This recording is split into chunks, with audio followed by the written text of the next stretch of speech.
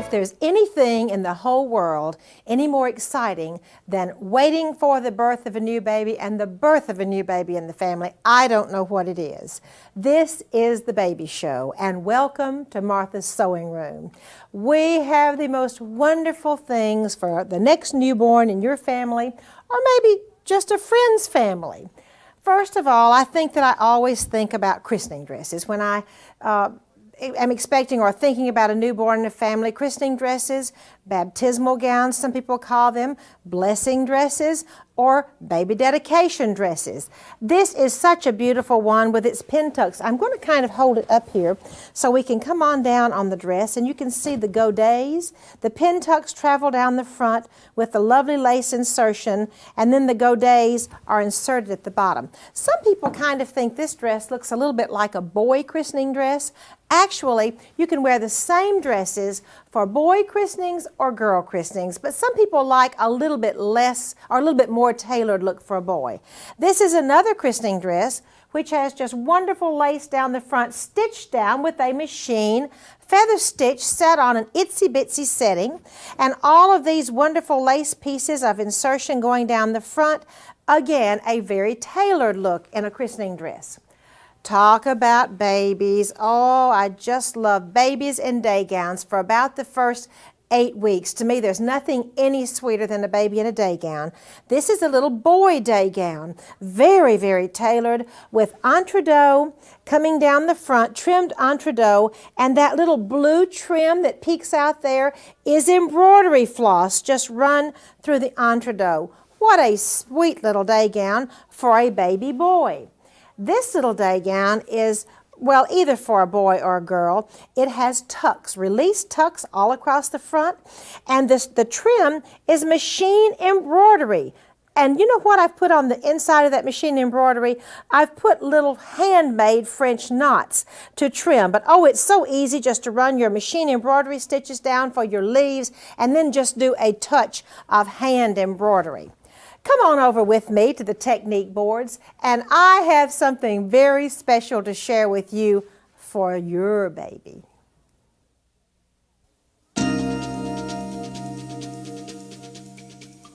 I have a new twist on lace shaping for you. It's called flip-flopping with ribbons. Are you ready for a very special technique? On the first board, I have the one row that I've already flip-flopped. This is 1/4 inch polyester or nylon or satin ribbon. Now, I've flip-flopped on the design. I'm going to come up here and flip-flop it. Now, you've seen me flip-flop lace before. Let me stick the pin in the board. This time, it's just a new variation called ribbon flip-flopping. Stick a pin in there now. As we begin to sew this, first of all, I'm going to baste it down, right down in the middle. Can you see those threads going right down in the middle? Because ribbon is very slippy slidey, and it really will be a whole lot better to give it a machine baste. Now, I have netting that I'm going to attach inside the ribbons. So here is how we go on our final sewing. Zigzag all the way around the outside of these ribbon diamonds. Okay, on the outside, also on the bottom. Zigzag all the way around. Then trim out, I'm going to stick my finger through that so you can see I trimmed out the batiste from behind here, and then put a whole layer of netting in behind and zigzag the inside of the diamonds all the way around. Inside of the diamond, and as you can see, that attached the netting to the inside of these ribbon diamonds. Now that is just a completely new twist on flip-flopping and lace shaping, because normally you've seen us do it when we use lace and flip-flop lace, but now here's just another whole trick on the lace shaping. I have a really pretty quilt square for you today. Come along and I'll show you how to make it.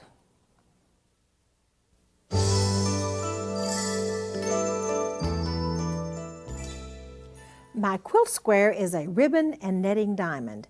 If you will look at the pink that's peeking through on the quilt square, you know you have the little ecru ribbon, that is the quilt square fabric that's underneath the top one, and the top one is the one that I have done the ribbon and netting diamond. Here I have shaped the ribbon onto the first square of the quilt fabric. And all you do to attach it, this is just so easy you simply won't believe it, you can probably already guess what it is a simple zigzag going off the fabric and onto the quilting fabric. You simply zigzag around the netting diamond, excuse me, not the netting diamond, the ribbon diamond, I'm sorry. You simply go to the corner, stop, needle down position is always good, and then twist it around so you can go ahead and sew.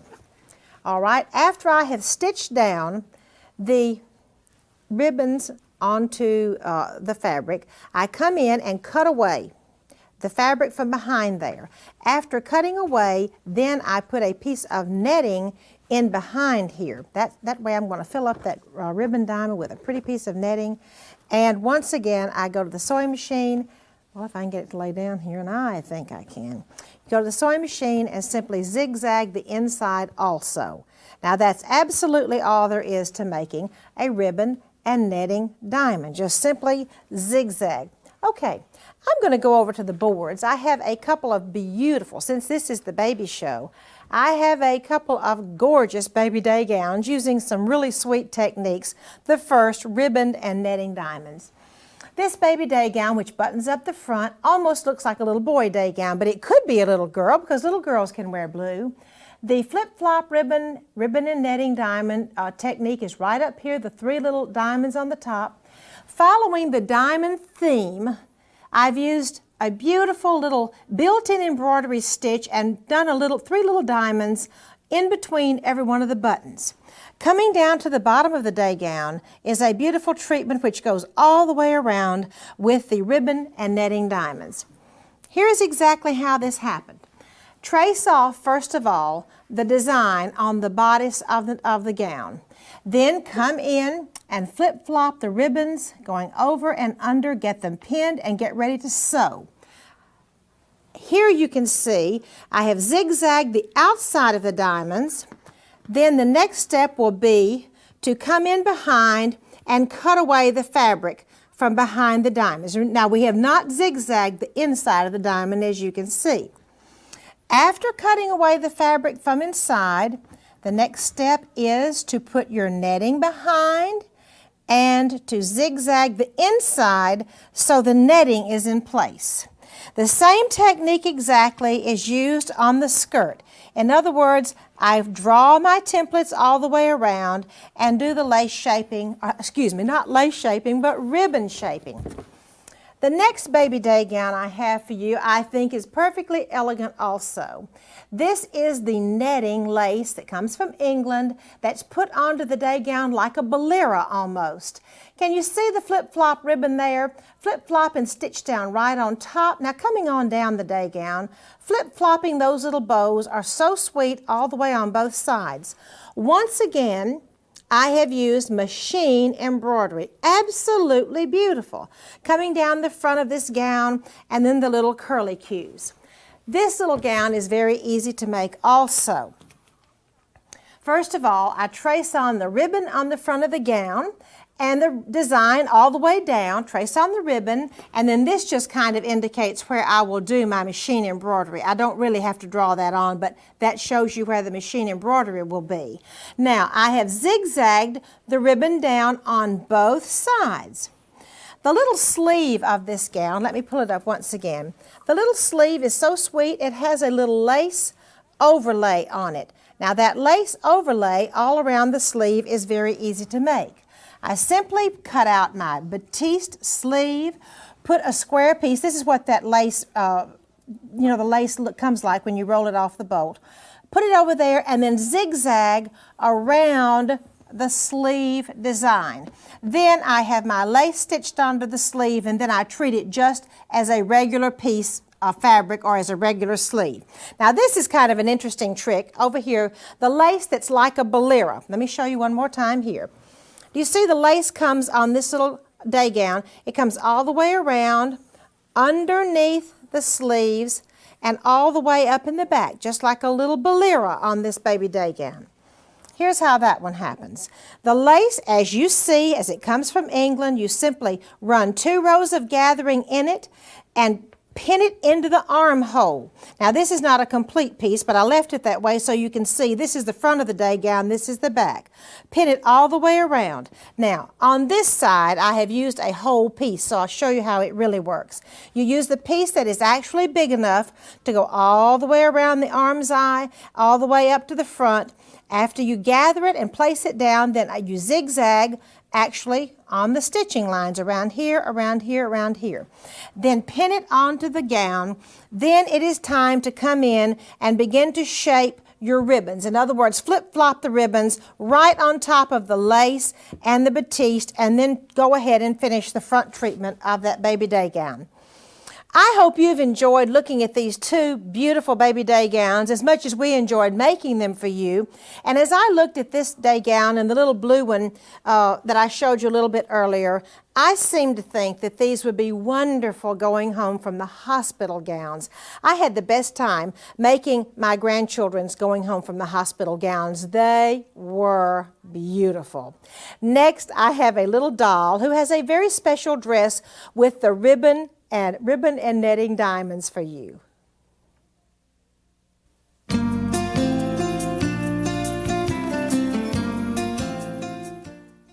My beautiful blue-eyed blonde doll has the prettiest blue and ecru dress to share with you today. Look at the pretty puff sleeves. I especially like the way that they're 3/4 length sleeves, a little bit longer than usual.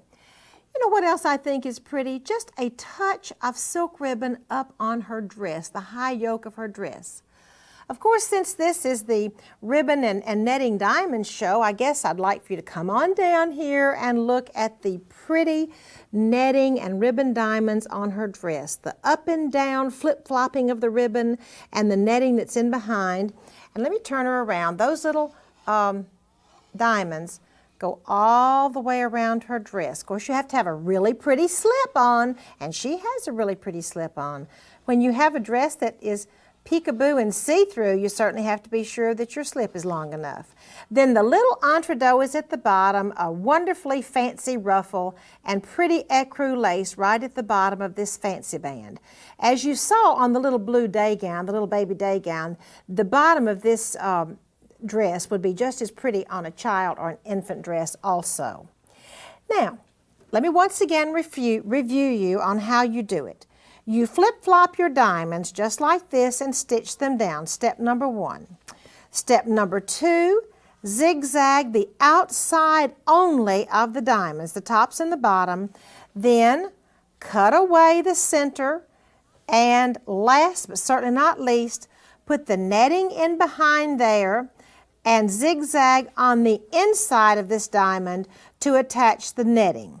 And then, of course, there's just a sweet little fancy ruffle on the bottom to attach with entredeaux.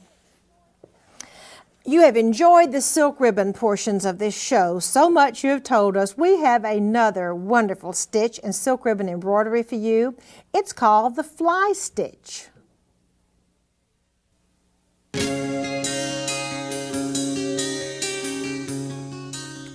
Today, I am so pleased to have as my guest Kathy Brower. Kathy is senior editor of So Beautiful magazine, and she has a beautiful silk ribbon embroidery stitch to share with you. Welcome to the show, Kathy. Thank you, Martha. Today, I have a stitch that's somewhat similar to you. It's a lot like the Lazy Daisy stitch, but we're going to do an open Lazy Daisy stitch, and I call it the fly stitch, and you'll see why when I show you our samples. What we've done here is I've taken a purchased wool beret and done some silk ribbon embellishment on it. And here I've used the fly stitch to make little fern leaves right by my flowers. And I'll show you how to do that on the sample. I wanted to show you the underside of this. It's pretty messy, but that's how it looks when you do silk ribbon on the bottom. There's lots of knots and frays. Some do it neater, some don't, but for something like this, I had to make sure I had lots of knots so it would stay in since I was going to wear this as a hat. Silk ribbon is a great way to embellish, purchase things like sweaters and hats and berets. It was a really fun project to do. For my sample, this is why we kind of call it the fly stitch, because these look like little birds, or you can, if you on a seascape, it would look like little seagulls. But I've cascaded ribbon here and have the birds just carrying it away, kind of like in a cartoon. Right here, I've done a fern stitch, and if you did several of these, you'd have a nice little forest floor foliage thing going there. So I'm going to show you how to make these and how to make a general fly stitch. I'm going to start with my very top. You can start with your bottom leaf or you can start with your top one. I'm going to start with the top one. To do a fly stitch, I'll come up in one point and I will come over just a little ways, I'd say about 1/4 of an inch, and make a triangle, kind of like we did on the feather stitch. I want to make sure that my needle is in front of my ribbon so that my ribbon catches that. And then I will secure it at the bottom like we do on a lazy daisy stitch. For a fern stitch, the next stitch you'll make is going to be a little bit wider. Do you see why I call it an open-ended lazy daisy? In a lazy daisy, your stitches would come together. You would put your needle down where your stitch came up, and here I'm leaving the ends open, but I'm also tacking and securing this just like I would a lazy daisy. The next stitch would be a little bit below that. So as you see, this is a really easy stitch to do, and there's several ways you can use it to embellish your projects. And then what you'd want to do on a fern stitch, of course, you'd keep making several of these. I would also throw in one little straight stitch up here just to add the peak to it. And it's that simple to make a fly stitch. It's great to use on your projects for birds. It's great to use for petals, for leaves. It's a real simple stitch to do too. It's really a pretty one. And I really like the leaf that you've done there, or the fern, whatever. Just absolutely beautiful. Yes, it's elegant. Thank you so much, Kathy. Next, we're going to have a beautiful baby pillow for you.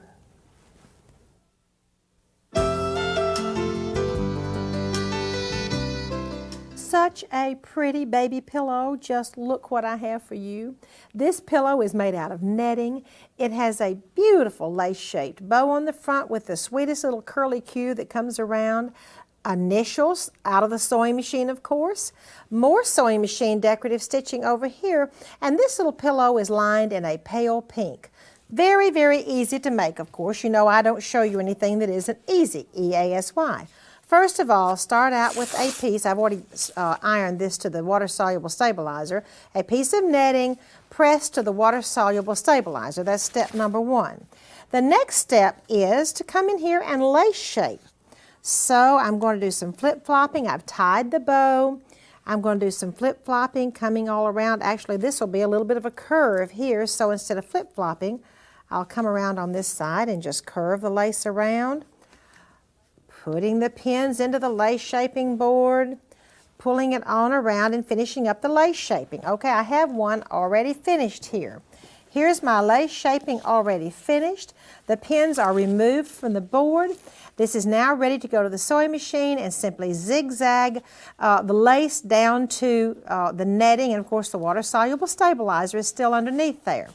Now, as the pillow is nearing getting finished, there are several things you might want to do. First of all, you want to stitch maybe some decorative stitching. You see I have some on this side and some on this side.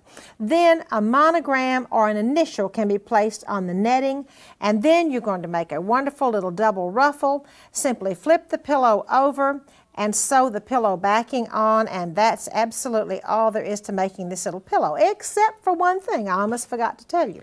You've got to make a little pillow to stuff inside this pillowcase, and you can make any color you want to go with any color bedroom or wherever you would like to put it, or any color nursery. So you see, actually, well, even if you didn't put a monogram on it, this pillow could be used for the nursery for several babies, but I kind of like the monogram. So go ahead and monogram it. You have my permission.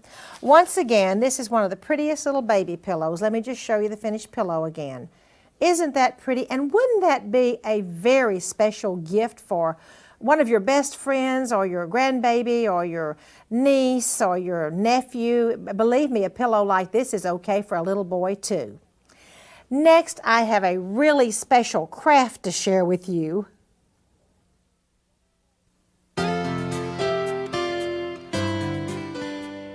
Just wait until you see this beautiful baby guardian angel that you can make for that special little baby in your life. This little angel has the most wonderful full netting dress. Actually, her little hair is out of gold grass, I call it, that gold angel hair with little trim. She has little arms, and look how sweet this is. Go to your local photocopy place and you can have them put a poem on a piece of wide ribbon. The poem says, "Guard this little baby, please, dear angels up above. May her days be filled with laughter and her life be filled with love. And believe it or not, this beautiful angel is easy to make." The first item on making the angel is a large square of netting with lace around the edge. Actually, people, there's not just one square, there are 2 squares to make it nice and full. And then you punch a little hole right in the middle. That's where her head is going to stick through. Now the head is a stick, any kind of popsicle stick or whatever stick you have, with batting and batiste wrapped around the head. Then her arms is another piece, or her arms is another piece of netting with a knot tied here and a knot tied here for her hands, and then one more knot tied down here for her other hand. The gold grass is used. You have to get around here and arrange it and hot glue gun it to her head for her hair. Then there is a little halo which you attach in the back. Then around her hair is almost a little crown. You put some gold braid around her head, and the angel wings are really sweet too. All you do for them is to lace shape and pinch in. You'll have to pinch that ribbon in there. It's shaped in the form of a heart, and then zigzag it right down to the netting. Now let me bring the little angel back over here and show you how all of that got put together again, okay? See, here is the little ball with her head. I'm holding on to the little stick. The little arms are right here. You saw the little piece for that. And by the way, all of this is tied together with a ribbon at the neckline. Let me turn it around so you can see her little wings after they're finished. See, the little wings are gathered in, and a little heart wing on the back, and just simply stitched to the back of the little angel dress. And you can do a little hot glue gun if you find any place you need to glue it also. Wouldn't that be a beautiful gift for a baby to go on her crib or to go on her wall or to keep later until she grows up and to put it on her bed in her room? Well, I hope you've loved the baby show as much as I have, but it's not quite through yet. I'm going up into my attic and share something very special with you out of my grandmother's trunk.